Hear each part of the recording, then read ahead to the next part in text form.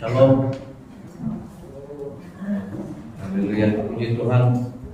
Hari ini kita dapat bersama-sama sekali lagi untuk melihat betapa baiknya Tuhan dengan kita. Dan hari ini giliran saya melayani di sini, Bapak Pastor Denny melayani di BOP. Dan sepanjang bulan Juli ini tema kita adalah kasih karunia dan berkat-berkat Tuhan. Dan kita sudah mempelajari daripada beberapa bulan sudah kita ada tema. Kita ada tema sehingga pada hari ini kita masih lagi membawa tema kasih karunia. Dan tema bulan Juli ini adalah kasih karunia dan berkat-berkat Tuhan. Nah, dan untuk minggu ini topik pertama untuk tema kasih karunia dan berkat-berkat Tuhan adalah kasih karunia membuka pintu berkat dan pemulihan. Syukur pada Tuhan, hari ini kita diberikan makanan rohani yang begitu baik. Bagi saya pun saya cukup diberkati. Apabila baca saya daripada topiknya, kasih karunia membuka pintu berkat dan pemulihan. Dan apabila kita berkata tentang berkat, banyaklah yang kita terpikir berkat-berkat.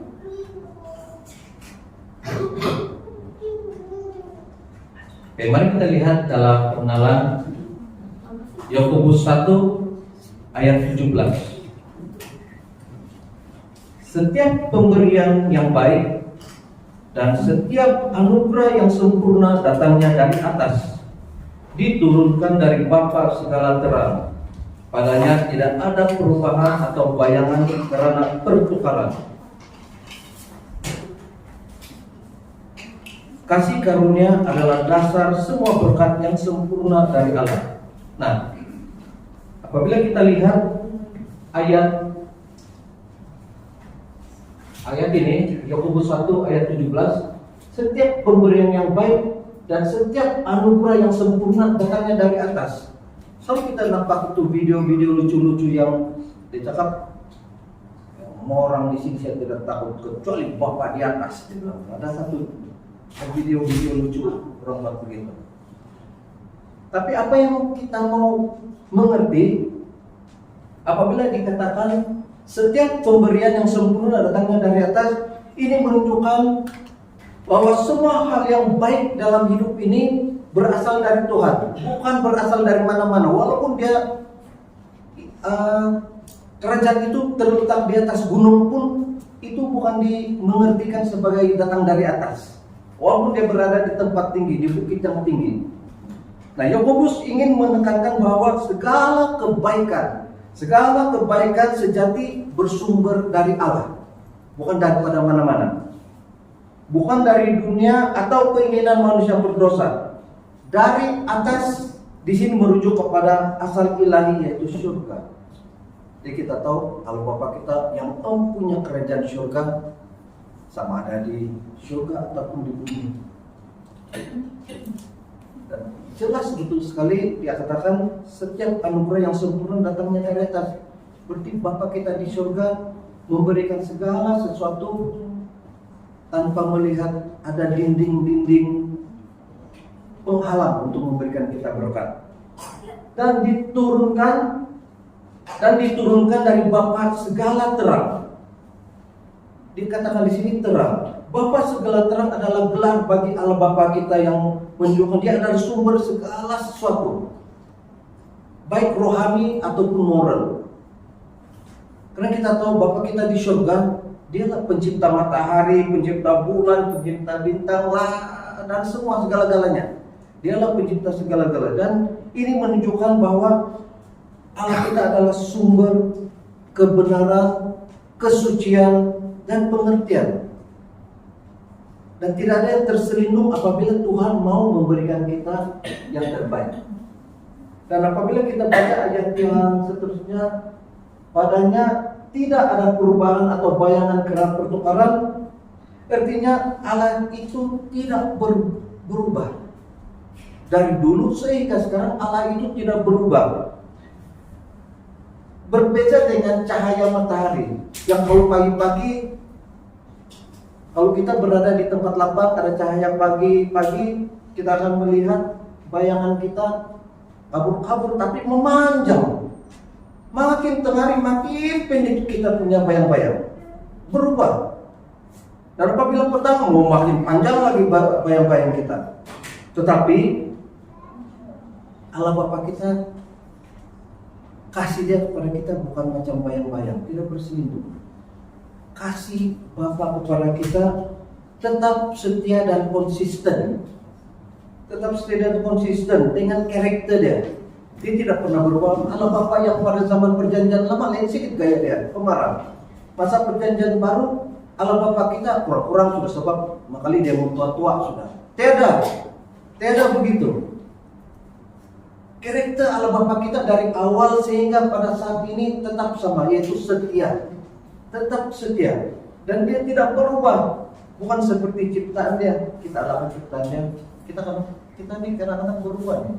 Ada masa kita jadi sangat baik, ada masa kita jadi sangat penyedih, penyayang, ada masa kita menjadi sangat pemarah. Sebab kita adalah manusia-manusia yang ciptaan Tuhan yang banyak kelemahan. Jadi apabila kita baca di sini, berkat yang kita dapat daripada Allah Bapa tidak berubah, tidak berbeza-beza, malahan konsisten. Dan apabila kita bercakap tentang berkat, itu adalah kasih karunia. Itu adalah dasar bagi semua berkat yang sempurna daripada Allah. Saya ingin bagi ilustrasi di sini. Apabila kita diberikan pekerjaan pada masa kita sedang sakit, kita bekerja dalam satu perusahaan dengan gaji 150 ringgit.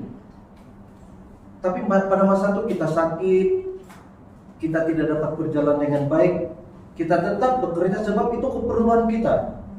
Malahan manajer di sana atau pengurus di sana sudah menetapkan gaji 150 ringgit satu hari. Dan kita bekerja bersama-sama orang lain yang sehat, yang tidak ada mengalami masalah kesehatan. Tapi pada ujungnya, apabila kita mendapatkan upah, apabila kita mau mendapatkan upah, manajer atau pengurus ini melihat kita tidak berapa cerdas.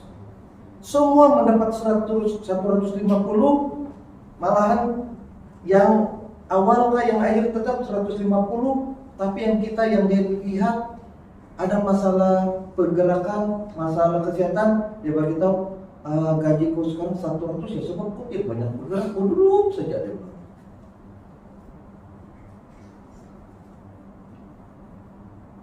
Allah Bapa kita di surga bukan begitu.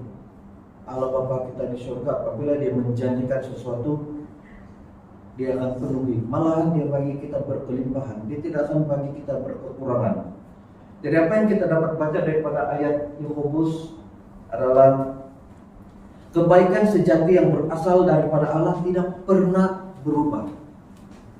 Ini sekaligus menekankan bahwa sebarang godaan ataupun kejahatan tidak berasal daripada Allah. Kalau kita mengalami musibah, kalau kita mengalami rasa saya tidak diberkati, makanya benetingu saya terjatuh dalam parit, jalan basikal saya termasuk dalam parit.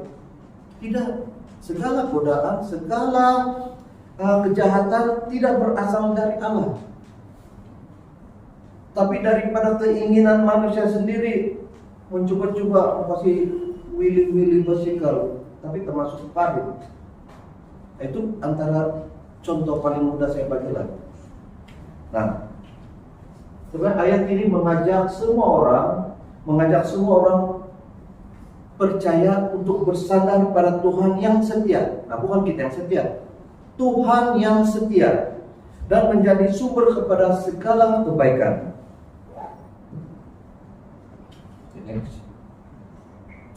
Mari kita lihat apa itu berkat. Banyak orang bilang, oh ibu diberkati lah. Oh sangat diberkati, kau punya keluarga bagus, kau punya pekerjaan bagus. Mari kita lihat, apa itu berkat?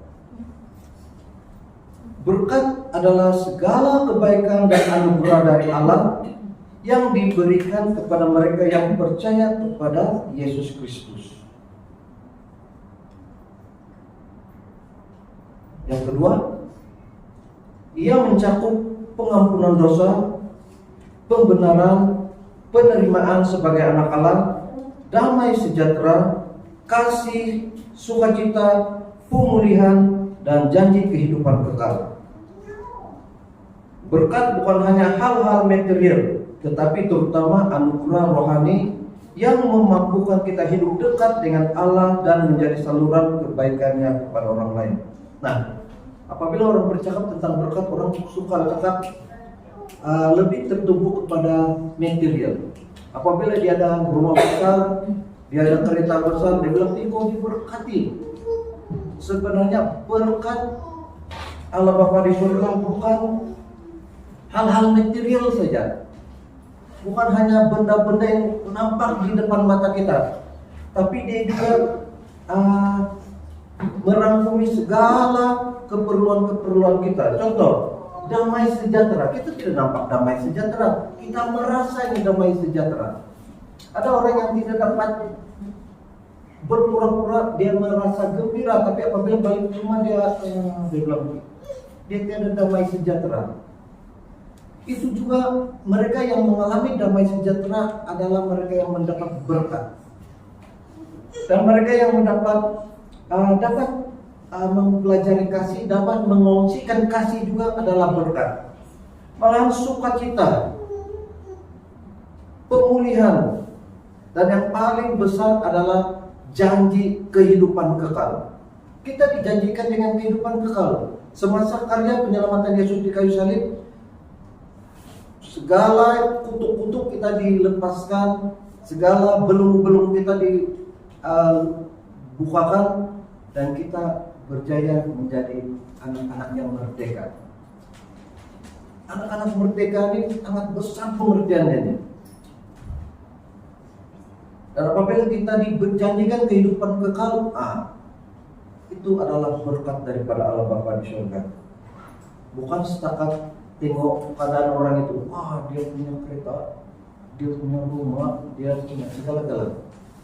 Tapi syukur, saya percaya saudara-saudara yang hadir hari ini, kita sudah belajar kasih karunia ini beberapa tahun sudah, dan kita sudah memahami bahwa berkat-berkat itu merangkumi segala-galanya.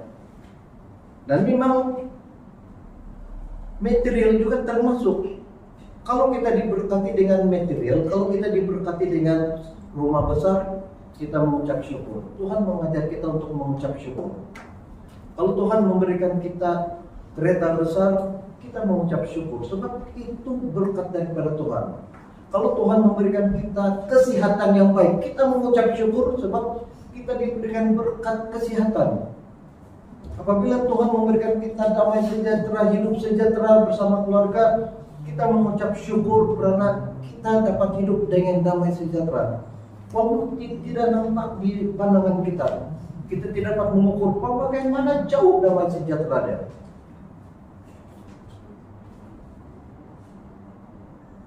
Tapi itulah berkat yang Tuhan mau berikan kepada kita. Segala kebaikan Tuhan, segala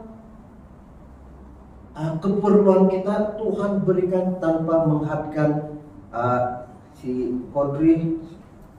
Dua sajalah berkat dia. Si Delna 3 lah, bukan 5, 3. Si Ano mungkin lebih lagi. Tidak. Tuhan memberikan mengikut keperluan kita, malahan berkelimpahan. Perkataan berkelimpahan lah di sini yang kita jangan selalu kita pikir saya tidak diberkati. Kita dapat hadir pada pagi hari ini pun itu adalah berkat Tuhan yang sangat luar biasa, membolehkan kita bergerak, berjalan sehingga kita sampai di sini. Mari kita lihat seterusnya. Hanya orang benar yang layak diberkati. Iyakah? Hanya orang benar. Siapakah orang benar? Siapa orang benar? Mari kita lihat dalam Ulangan 28 ayat 1 hingga 2. Jika engkau baik-baik mendengarkan suara Tuhan Allahmu dan melakukan dengan setia segala perintahnya, maka segala berkat ini akan datang kepadamu dan menjadi bahagiamu. Nah, dalam Ulangan ini dipetik daripada Perjanjian Lama. Dia katakan sini, jika engkau baik-baik mendengarkan suara Tuhan Allahmu dan melakukan dengan setia segala perintahnya, maka segala berkat ini akan datang kepadamu dan menjadi bahagianmu. Perlu kita ingat bahwa petikan ini diambil dalam Perjanjian Lama yang masih menitik beratkan dengan hukum Taurat. Dan berbeda sekali dengan Roma 3 ayat 20. Dalam Roma ayat 30 dia katakan, sebab tidak seorang pun yang dapat dibenarkan di hadapannya oleh karena melakukan hukum Taurat. Karena justru oleh hukum Taurat orang mengenal dosa. Nah, berbeda ayat ini. Satu diambil daripada Perjanjian Lama, satu diambil daripada Perjanjian Baru. Perjanjian Lama dia masih menitik beratkan hukum Taurat. 10 hukum Taurat, satu kita tidak dapat lakukan, gagal. Dia mau yang betul-betul sempurna. Jadi Tuhan tahu di mana kemampuan manusia. Tuhan tahu di mana kemampuan manusia. Ulangan 28 ayat 1 hingga 2, berkat Allah tergantung kepada ketaatan manusia kepada hukum Taurat. Pada masa itu jika umat Israel taat, mereka akan diberkati secara jasmani dan nasional. Maksud jasmani dan bersifat nasional adalah jasmani kesehatan, tuayan, nasional pula kemenangan perang dan sebagainya. Tapi ada yang membedakan antara Perjanjian Lama dan Perjanjian Baru. Sebenarnya sama, dua-dua diberkati, dua-dua Perjanjian Lama diberkati, Perjanjian Baru juga diberkati. Tetapi di Perjanjian Lama syaratnya satu saja, yaitu ketaatan kepada hukum Taurat. Dan ini adalah bahagian daripada Perjanjian Musa, yaitu Perjanjian Lama. Mereka dikatakan apabila dapat lakukan 10 hukum Taurat, maka mereka akan diberkati. Tapi Tuhan tidak menjanjikan mereka jaminan keselamatan kekal. Mereka dijanjikan dengan keberhasilan saja. Tapi keselamatan kekal secara pribadi Tuhan tidak menyatakan. Apabila kita baca Roma, dia bermaksud tidak ada seorang pun manusia dapat dibenarkan ataupun dinyatakan benar oleh perbuatan hukum Taurat. Kita melakukan habis baik hukum Taurat pun kita belum dinyatakan sebagai orang benar.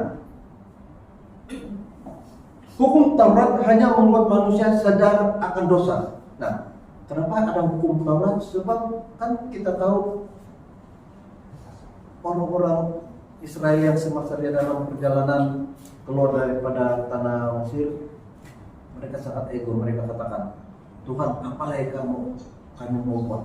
Semua kami boleh buat. Sangat berbeda sikap orang-orang masa itu yang mengandalkan kekuatan mereka sendiri. Dan apabila diberikan hukum Taurat, ternyata mereka gagal. Mereka gagal. Dan mereka mengharapkan korban yang dipersembahkan yang hanya valid, yang hanya sah untuk 1 tahun saja. Nah, jadi hukum Taurat membuatkan manusia sadar akan dosa.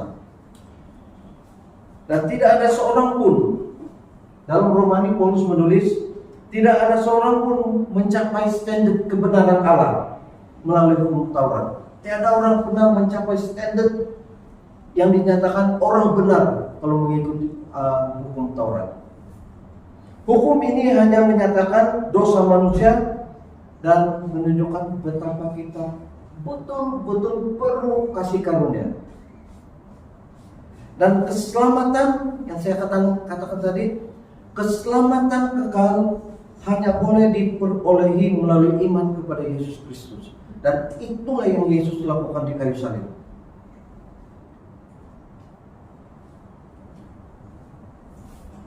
Yesus sempurnakan misi. Yesus sempurnakan segala sesuatu yang diamanahkan kepada dia sehingga selesai. Dia tidak sekadar setengah jalan. Tuhan Yesus selesaikan semuanya supaya kita beroleh kehidupan kekal. Kita diberkati secara jasmani ataupun nasional, ataupun lebih mudah kita diberkati hanya dengan satu syarat saja. Bukan lagi ketaatan kepada hukum Taurat, tapi syaratnya adalah percaya, iman percaya kita kepada Yesus. Nah, ini yang menyebabkan ataupun orang-orang yang percaya kepada karya penyelamatan Yesus, percaya kepada apa yang sudah Yesus lakukan, percaya kepada Sang Juru Selamat, mereka yang dikatakan orang benar. Siapa orang benar itu? Kitalah di sini. Haleluya. Kitalah yang di sini sebab kita percaya. Kita percaya kepada karya penyelamatan Yesus di kayu salib. Dan kitalah orang yang benar. Kitalah orang yang benar dan layak diberkati. Dan apabila kita layak diberkati, kita terima kelayakan ini bukan karena perbuatan baik kita, tapi ada satu saja yang sudah buat supaya kita semua dijadikan orang layak, yaitu percaya kepada Yesus Kristus. Mari kita lihat tajuk seterusnya.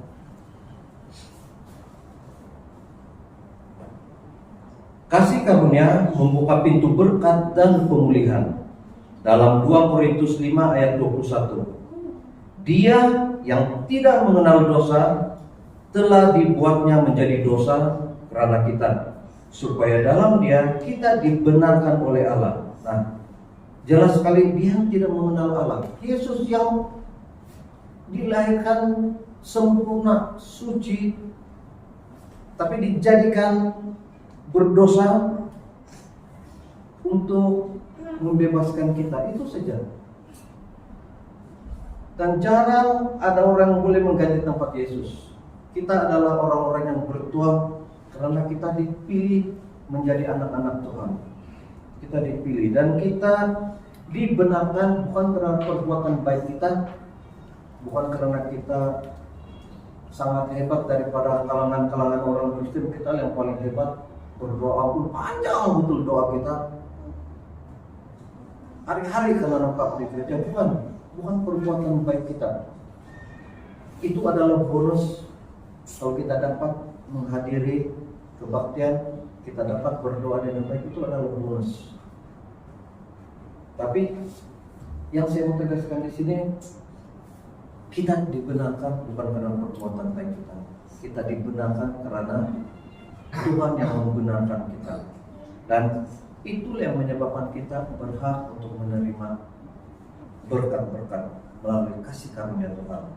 Dalam Galatia 3 ayat 13 hingga 14, Kristus telah menebus kita dari kutuk hukum Taurat dengan menjadi kutuk karena kita, supaya berkat Abraham sampai kepada bangsa-bangsa lain di dalam Kristus Yesus, sehingga oleh iman kita menerima roh yang telah dijanjikan. Nah, apabila kita baca dalam Galatia, Kristus telah menebus kita dari kutuk hukum Taurat. Cara dia sendiri mengambil kutuk itu dan segala kebenaran itu berpindah kepada kita. Begitu. Saya tidak dapat menggambarkan bagaimana saya mau gambarkan betapa hebat pengorbanan Tuhan di kayu salib. Kita tahu kita tidak mampu untuk melakukan yang terbaik, tapi Yesus melakukan yang terbaik untuk kita. Dan apabila dikatakan di sini, Dia menjadi kutuk kerana kita supaya berkat Abraham sampai kepada bangsa-bangsa lain di dalam Kristus Yesus. Sehingga oleh iman kita menerima roh yang telah dijanjikan. Nah, kita di sini kita ada baca berkat Abraham. Apakah yang berkat Abraham itu? Berkat Abraham itu bukan banyak anak saja. Bukan itu saja berkat Abraham. Beranak pinak lagi dan tidak. Mari kita lihat asal usul janji Tuhan kepada Abraham. Berkat Abraham pertama kali disebut dalam Kejadian 12 ayat 2 hingga 3 saat Allah memanggil Abraham. Aku akan memberkati engkau dan olehmu semua kaum di muka bumi akan mendapat berkat. Nah, di kejadian awal Tuhan sudah mulai memberikan berkat kepada Abraham. Janji dia kepada Abraham dan dikatakan sana berkat Abraham. Janji Tuhan berisi Abraham akan menjadi bangsa besar, namanya akan masyhur, ia akan diberkati, melalui dia semua bangsa akan diberkati. Jadi apakah berkat Abraham itu beranak pinak ataupun beranak banyak saja? Sebenarnya berkat Abraham yang Tuhan janjikan itu adalah tentang kebaikan dan keselamatan. Yang tidak hanya untuk Abraham sendiri tetapi kepada seluruh dunia melalui keturunannya. Dan bukan saja keturunannya kepada bangsa-bangsa lain. Kita tahu pada zaman perjanjian lama Abraham hidup dalam perjanjian lama. Tapi apa yang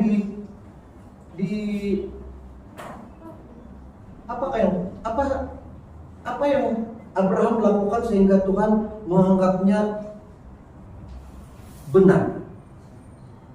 Satu juga yang pertama kita belajar tadi, yaitu satu, percaya. Abraham percaya. Kita tahu Abraham dan istrinya pada saat umur sudah lanjut belum mempunyai keturunan. Tapi pada saat Abraham percaya apa yang Tuhan katakan kepada dia, berkat itu mengalir. Berkat itu mengalir. Dan saya katakan tadi bukan saya untuk keturunannya, tapi kepada seluruh bangsa, yaitu kebaikan dan keselamatan. Nah, bukan saja keturunan, tapi kebaikan dan keselamatan. Besar betul berkat Abraham ini kepada kita. Jadi apa yang kita lihat di sini, iman Abraham pada masa dia mempercayai apa yang Tuhan katakan pada dia, sama juga dengan iman kita yang pada hari ini. Kita percaya kepada Tuhan. Itu kita boleh baca dalam Kejadian 15 ayat 6.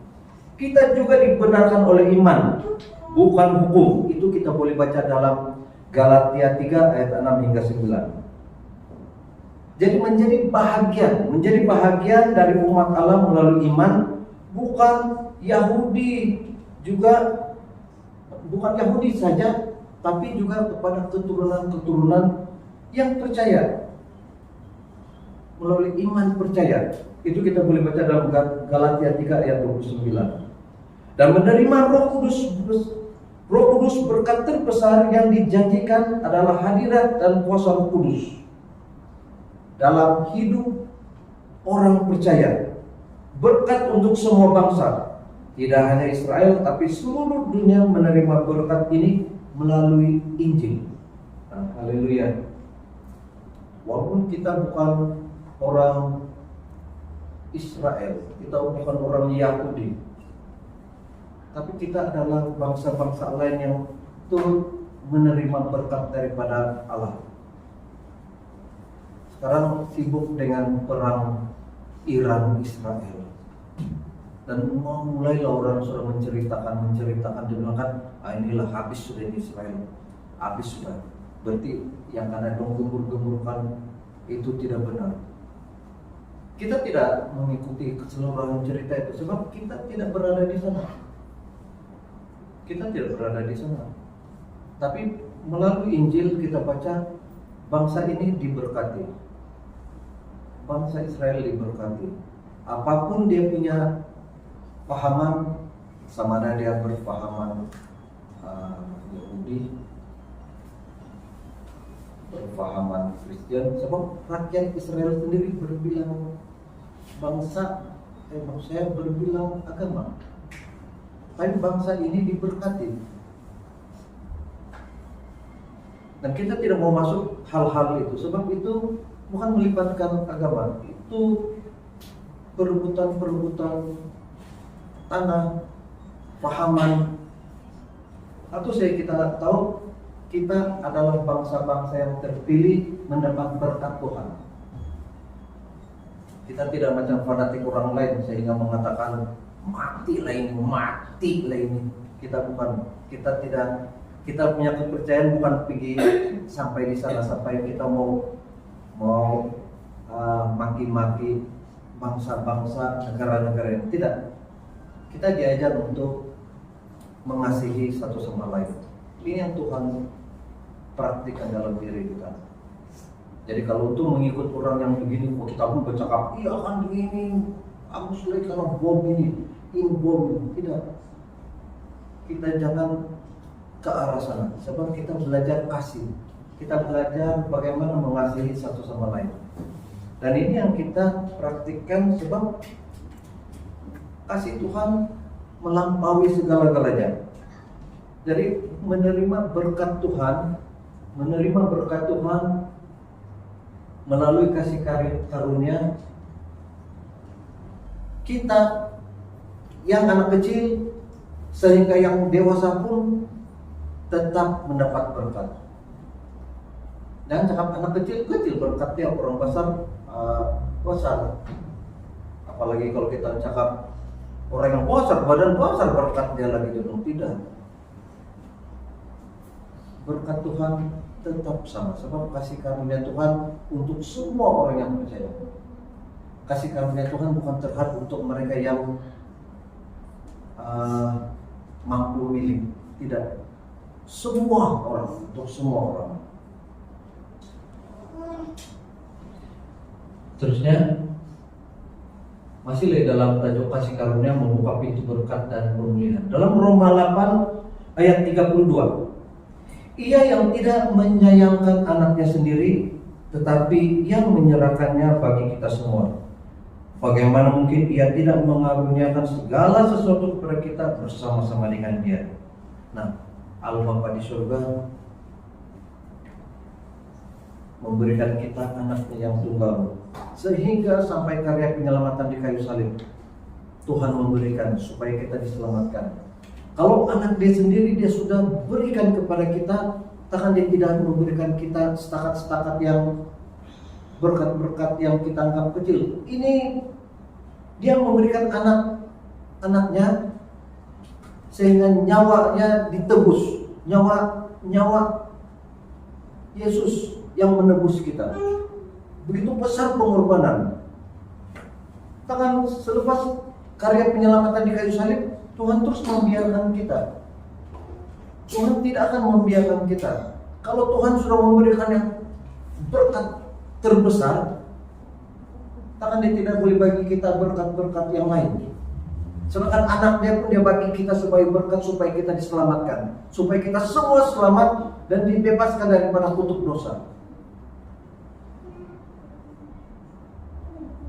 Begitu besar kasih Allah kepada kita, memberikan kita yang terbaik. Jadi kalau kita mempersoalkan, Tuhan tidak memberkati saya. Jangan lupa, Tuhan sudah memberkati kita dengan berkat yang luar biasa lagi daripada kalau setakat kau bilang berikan saya keputusan STPM yang baik, berikan saya keputusan SPM yang baik, berikan saya kesehatan yang baik. Berapa saya itu? Tuhan sudah memberikan kita berkat yang lebih besar lagi, yaitu keselamatan kekal melalui karya penyelamatan Yesus di kayu salib. Dalam Yoel 2 ayat 25, aku akan memulihkan kepadamu tahun-tahun yang hasilnya dimakan habis oleh belalang pindahan, belalang pelompat, belalang pelahap, dan belalang pengering. Tenteraku yang besar yang kukirimkan ke antara kamu. Apabila kita mencari maksud perkataan ini kan, sebenarnya apabila kita mau ulas balik ayat ini terlalu sebenarnya ada banyak perkara yang kita mau terangkan di sini. Tapi apa yang jelas sekali dalam Yoel, Tuhan akan memulihkan kita.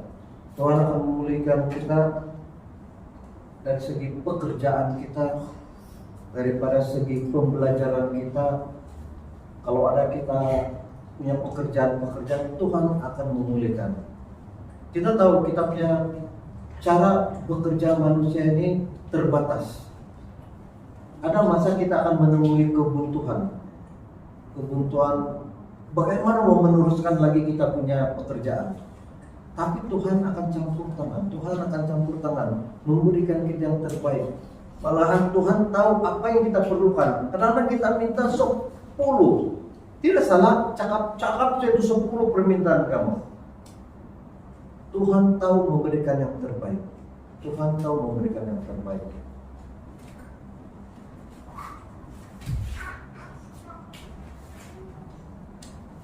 Mungkin saya pernah berkongsi cerita ini, kesaksian ini di sini. Semasa kalau saya berulang-ulang bagi tahu kesaksian ini, saya rasa saya tidak rugi sebab saya tahu Tuhan sangat baik. Semasa anak saya si Konori mau melanjutkan pelajaran ke universiti, dia sudah awal-awal lagi menolak di tingkatan 6. Padahal dia sudah masuk tingkatan 6.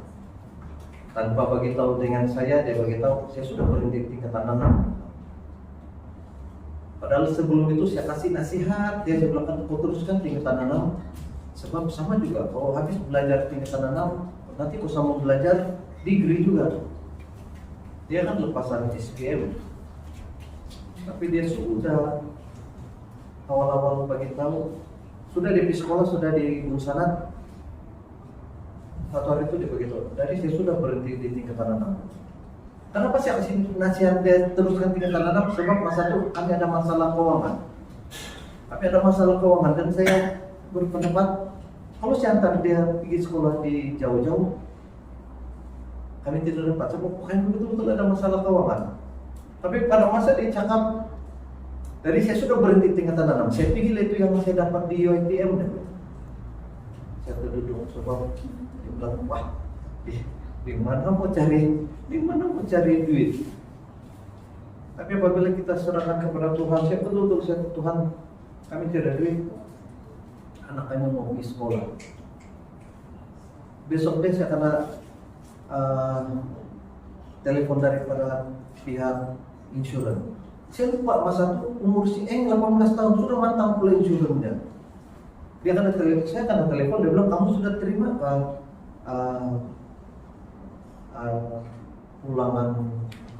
pulangan insurans. Saya bilang belum. Di mana itu? Ada dikirim tuh dalam alamat kamu.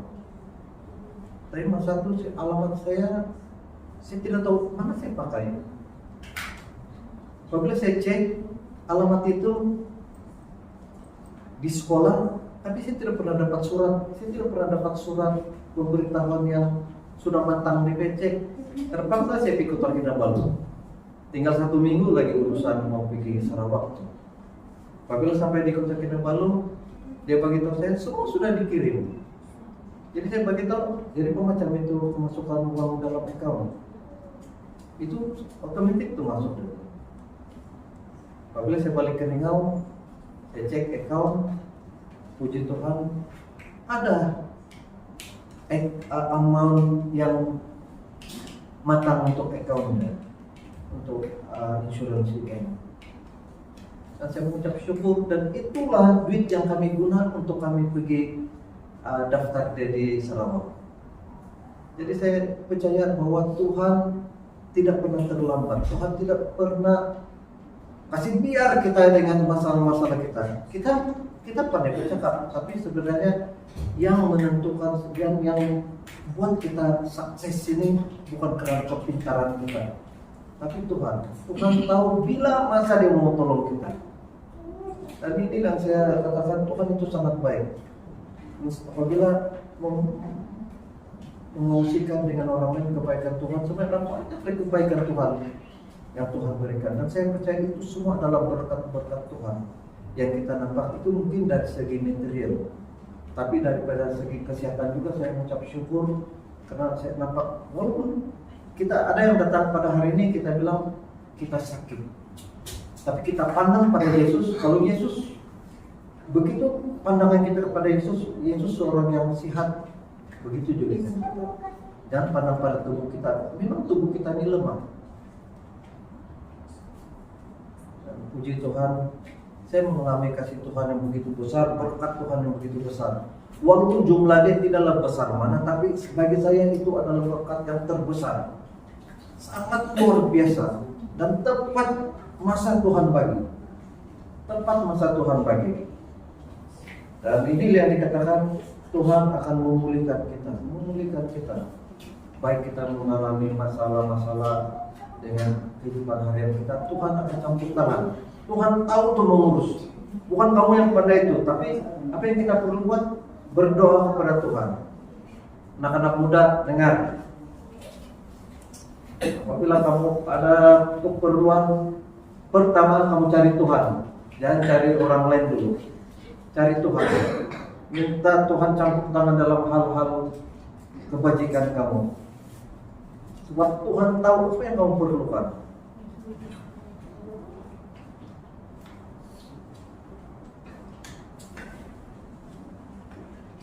Baik, seterusnya kita lihat dalam tajuk kita yang ketiga, itu hak menerima berkat karena Yesus. Hak menerima berkat karena Yesus. Apabila kita bercakap tentang hak, sebenarnya kita tidak berhak. Kita tidak berhak pun. Tapi karena Yesus yang sudah menyempurnakan karya penyelamatan di kayu salib, memberikan kita hak itu. Yesus yang memberikan kita hak itu. Jadi apabila kita diberikan hak, sayanglah kalau kita tidak tuntut. Kalau kita kasih biar saja, kita suruh bagi. Kita tidak buat apa-apa. Tuhan bilang, oh, ini hak kau, terimalah hak kau. Takkan kita, tidak mau Tuhan, saya tidak layak. Jangan pandang pada diri kita, jangan pandang pada kemampuan diri kita, tapi pandang pada kemampuan apa yang sudah Yesus lakukan. Yesus yang tanggung semua, Yesus yang memberikan kita hak, terimalah hak kita.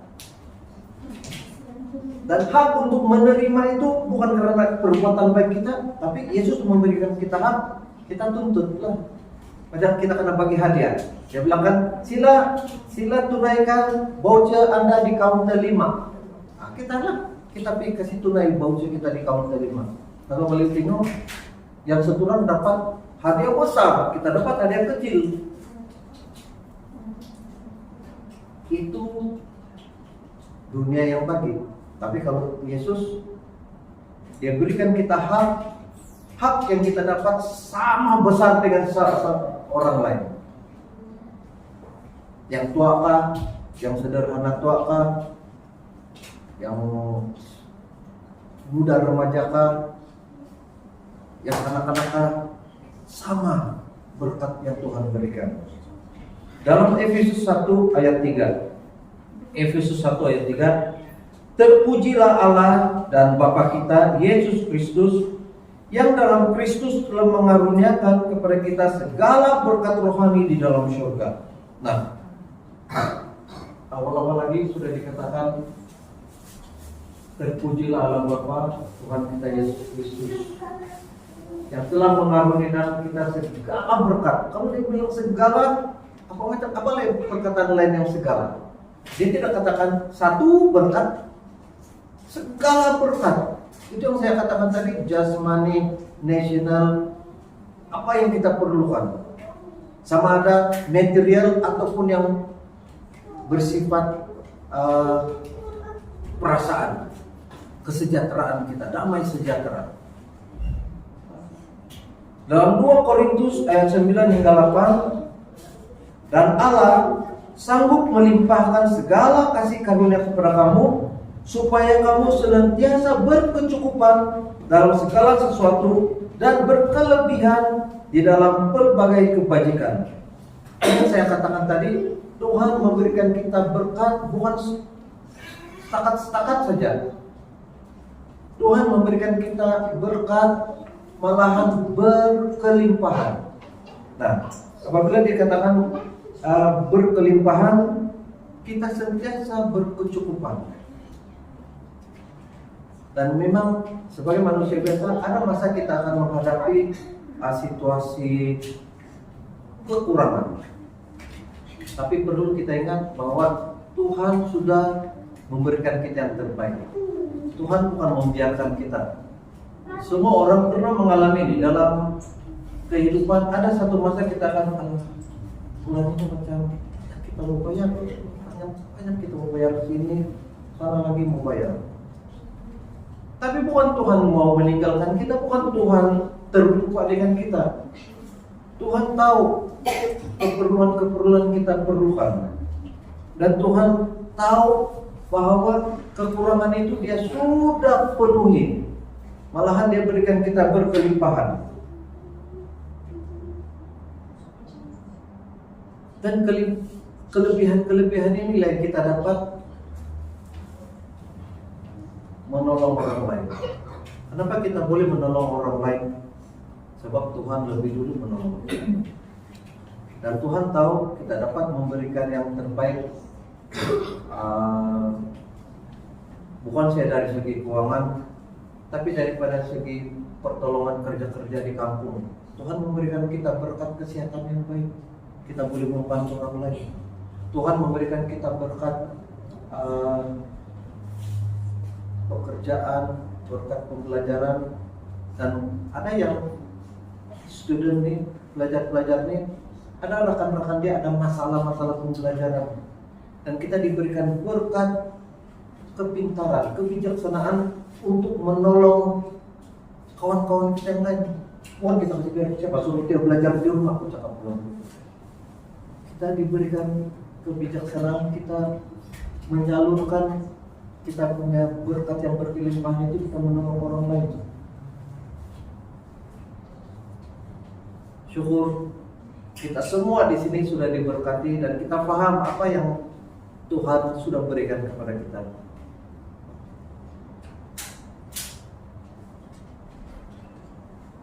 Mari kita lihat apa yang kita dapat dan apa yang kita pelajari tentang berkat. Jadi mari sambut kasih karunia-Nya, lepaskan rasa tidak layak, dan terima berkat dan pemulihan melalui karya salib Yesus. Ini yang saya katakan tadi, kita selalu mengatakan saya tidak layak. Apalagi kalau sudah macam 1 bulan sudah kita tidak menyertai aktiviti gereja, terus kita rasa tiba-tiba kita sendiri yang menuduh. Sebenarnya iblis yang menuduh kita, kau tidak layak diberkati sebab 1 bulan sudah kau tidak ikut sembahyang. Jadi tuduhan-tuduhan itu adalah daripada iblis. Iblis sentiasa mau mencari peluang. Iblis sentiasa mencari peluang untuk merebut kita kembali. Sebab taringnya sudah dipatahkan. Iblis akan membuat tuduhan-tuduhan sehingga menyebabkan kita lama-lama kalau kita kelemahan diri kita, yaitu saya tidak layak, menyebabkan kita menjauhkan diri daripada Tuhan. Padahal Tuhan membuka pintu untuk kita semua. Tuhan sudah sediakan jalan. Tinggal kita jalan saya menuju kepada Tuhan. Kita yang mau terima apa yang Tuhan berikan. Jadi jangan lagi kita beranggapan yang kita tidak layak. Sia-sia saja karya penyelamatan Yesus di kayu salib kalau kita masih beranggapan saya tidak layak. Begitu murahkah karya penyelamatan Yesus di kayu salib sehingga kita mengatakan saya tidak layak lagi, saya tidak layak sudah itu. Tuhan menyelamatkan kita, membebaskan kita dari segala belenggu dosa sekali dan selama-lamanya. Itulah yang dikatakan selama-lamanya. Jadi kita sanggup cabaran ini untuk terima berkat daripada Tuhan. Jangan mengatakan kita tidak layak. Kita anak-anak yang percaya kepada karya penyelamatan Yesus di kayu salib, dan kita dibenarkan bukan karena perbuatan baik kita. Pembenaran kita dapat daripada pembenaran Yesus Kristus, dan kita dilayakkan untuk menerima berkat-berkat ini. Kita dilayakkan, bukan kita kena kutip-kutip sih, ada yang layak, ini tidak layak, ini layak. Kita dilayakkan.